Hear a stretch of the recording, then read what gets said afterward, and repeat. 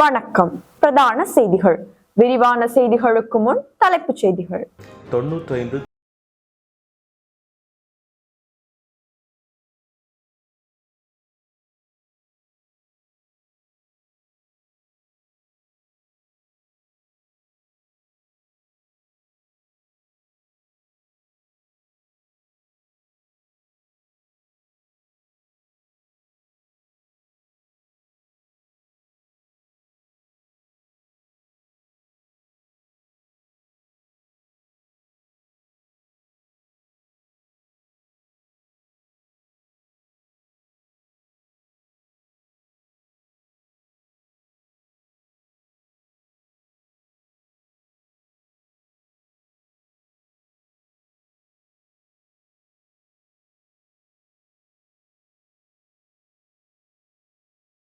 சீன ஜனாதிபதியை சந்திக்கும் பிரதமர்.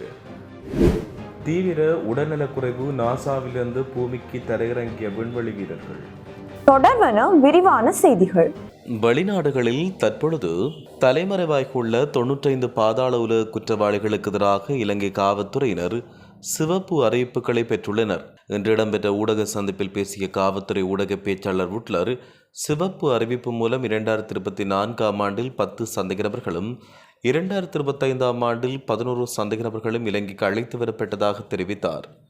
அதே காலகட்டத்தில் நாடு கடத்தல் சட்டத்தின் கீழ் 21 சந்தேக நபர்கள் நாட்டுக்கு அழைத்து வரப்பட்டதாகவும் அவர் தெரிவித்தார். காவல்துறையினரின் கூற்றுப்படி வெளிநாடுகளில் ஒளிந்து கொண்டிருக்கும் மற்றும் நிகழ்நிலை குற்றங்களில் ஈடுபட்டுள்ள பல குற்றவாளிகள் அடையாளம் காணப்பட்டுள்ளனர்.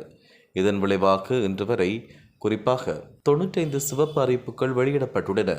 இந்த அறிவிப்புகளின் விளைவாக 2 ஆண் சந்தேக நபர்களும் ஒரு பெண் சந்தேக நபரும் இன்று இலங்கைக்கு நாடு கடத்தப்பட்டுள்ளனர். ஊடகவியலாளர் பிரகீத் எக்னெலிகொடவின் கடத்தல் சம்பவத்தில் குற்றச்சாட்டுக்குள்ளான இராணுவ புலனாய்வு பிரிவு அதிகாரிக்கு பதவி உயர்வுக்கு பலரும் எதிர்ப்புகளை வெளியிட்டு வருகின்றனர். பிரகீத் எக்னெலிகொடவின் கடத்தல் மற்றும் காணாமல் போன சம்பவம் தொடர்பில் இராணுவ புலனாய்வு பிரிவு அதிகாரி ஹர்னல் எராந்த ரதீஷ் குற்றச்சாட்டுக்கு உள்ளாகியிருந்தார்.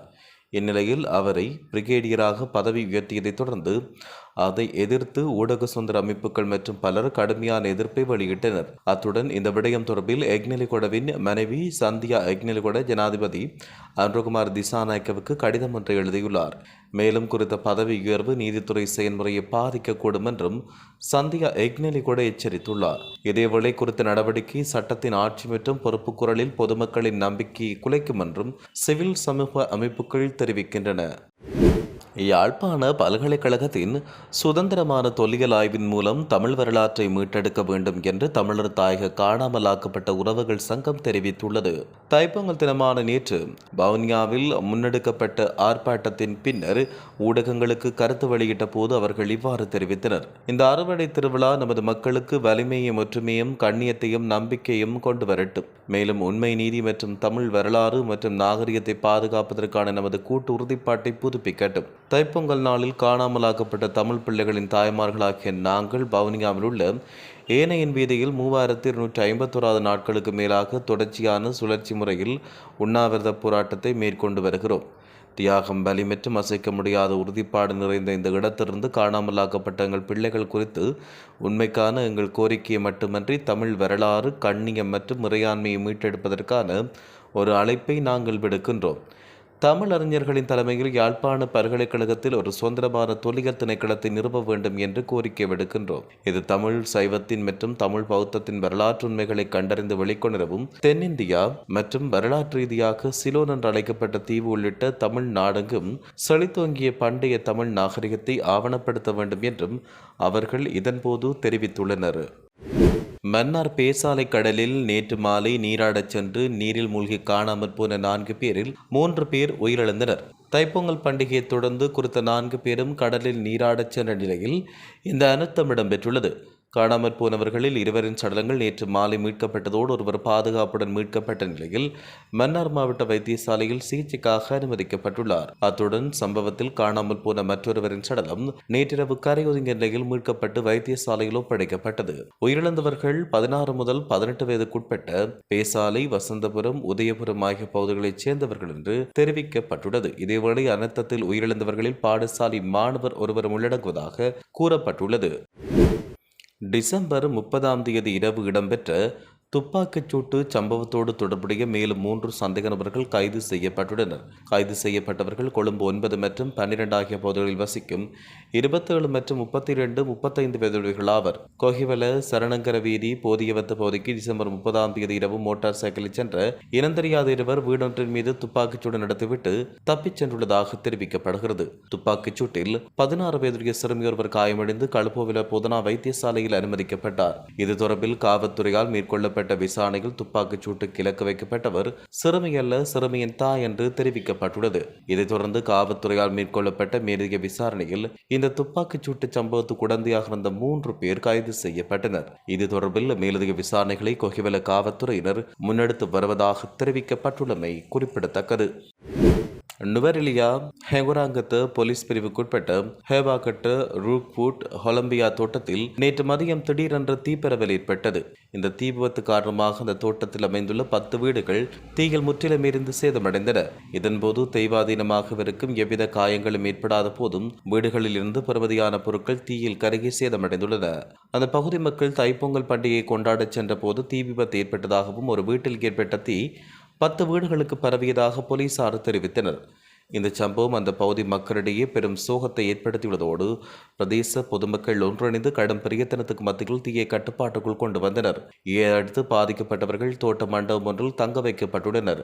மேலும் பாதிக்கப்பட்டவர்களுக்கு தோட்ட நிர்வாகம், கிராம சேவகர் இணைந்து சமைத்த உணவு வழங்குவதற்கு நடவடிக்கை எடுக்கப்பட்டுள்ளது.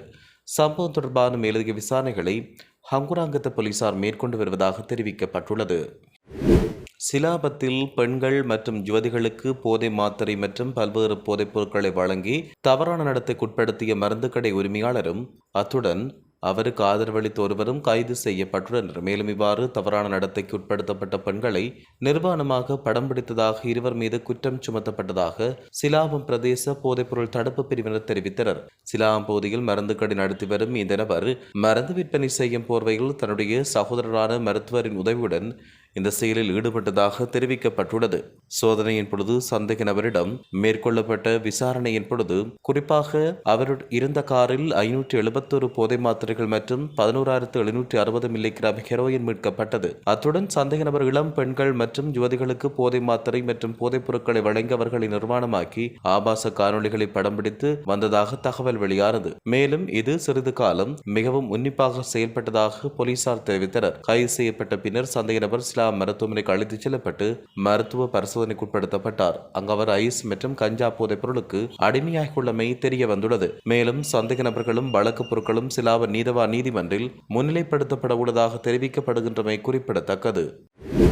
அதிகாரிகளின் பொறுப்பற்ற நிர்வாக சீர்கேடுகளுக்கு நுகர்வோர் ஏன் தண்டப்பணம் செலுத்த வேண்டும்? அரசாங்கம் வீதி விளக்குகளுக்கான மின் கட்டணத்தை நுகர்வோர் தலையில் சுமத்த தீர்மானித்ததாக மின்சார ஊழியர் சங்க செயலாளர் ரஞ்சன் ஜெயலால் கடும் விசனம் வெளியிட்டார். இந்த விடயம் தொடர்பில் நேற்று கொழும்பில் இடம்பெற்ற ஊடகவியலாளர் சந்திப்பில் அவர் தெரிவிக்கையில், மின்சார சபையானது தொடர்ச்சியாக தவறான தரவுகளை முன்வைத்து மின் கட்டணத்தை அதிகரிக்க முயற்சிக்கிறது. 3 மாதங்களுக்கு ஒருமுறை மின் கட்டணத்தை மாற்றியமைக்கும் தற்போதைய நடைமுறை தேவையற்ற செலவுகளை உருவாக்குவதாக காணப்படுகிறது. இதை 6 மாதங்களுக்கு ஒரு முறை என மாற்றியமைக்க அரசாங்கம் நடவடிக்கை எடுக்க வேண்டும். அத்துடன் மின்சார சபையை 4 பிரிவுகளாக மறுசீரமைப்பதற்கு முன்னர் மின்சார சபையின் சொத்துக்கள் மற்றும் பொறுப்புகள் தொடர்பில் முறையான கணக்காய்வு செய்யப்பட வேண்டும் என்றும் தெரிவிக்கப்பட்டுள்ளது.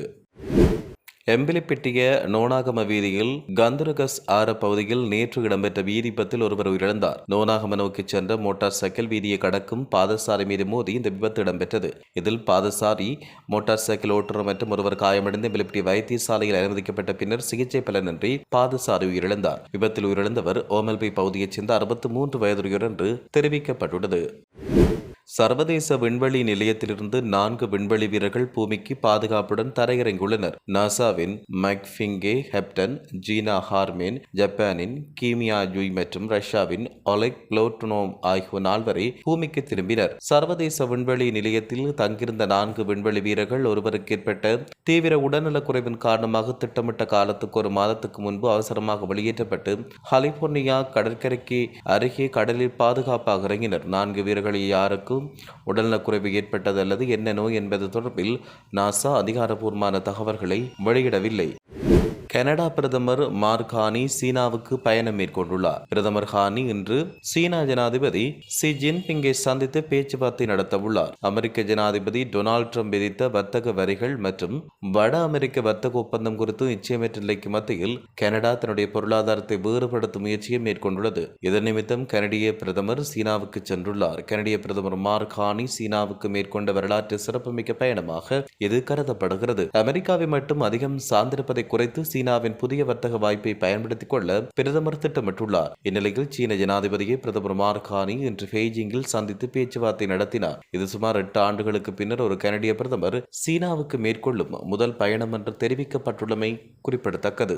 இத்துடன் செய்திகள் நிறைவடைகின்றன. வணக்கம்.